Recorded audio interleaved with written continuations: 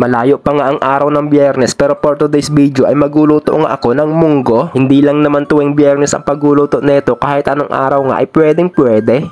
Kaya naman tara, bago ko nga umpisan ang pagluluto, bali huhugasan ko nga pala muna itong munggo or balatong kung tatawagin. 2 beses ko nga rin pala ito hinugasan para matanggal talaga yung mga alikabok na kumakapit dyan. Kasi hindi natin alam kung saan nagmula or nanggaling itong mga munggo. Kaya mas mainam hugasan talaga natin ito ng paulit-ulit bago natin ilaga. Pagkatapos ko nga pala mahugasan, kumuha na nga rin pala ako ng malaking kaldero. Dyan ko na siya ilalaga dahil maya-maya umaalsa yan kapag naluto na. Naglagay na nga rin pala ako ng 1 galon na tubig.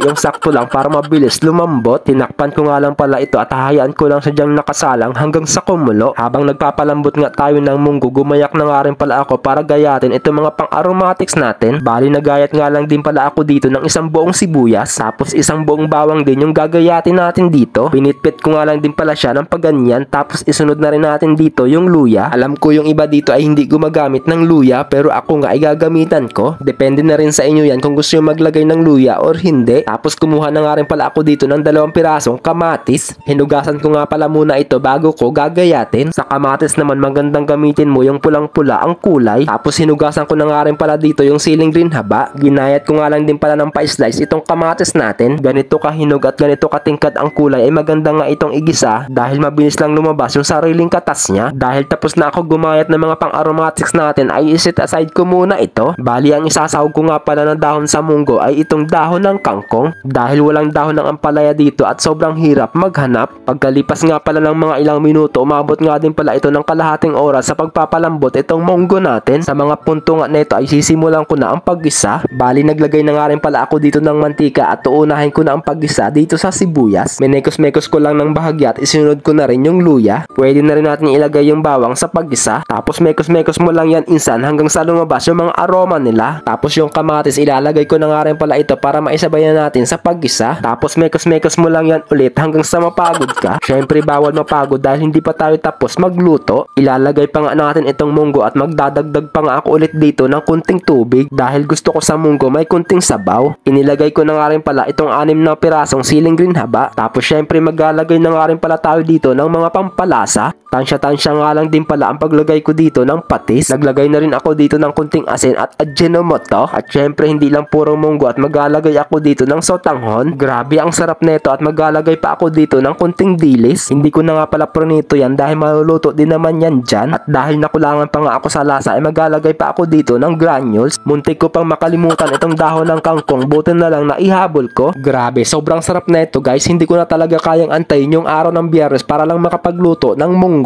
Dahil luto na ang munggo with sotanghon natin, ano pa ba ang aantayin natin?